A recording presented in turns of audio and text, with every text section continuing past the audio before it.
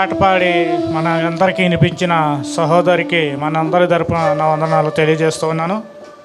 మరి ఇంకా ఎవరైనా ఉన్నారా పాటలు పాడేవారు? రెండు చరణాలు. Praise Lord. హల్లెలూయా, హల్లెలూయా.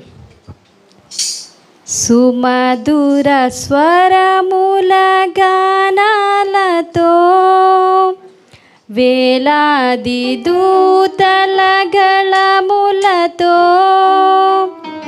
కొనియాడబడుచున్న నా యేసయ్యా,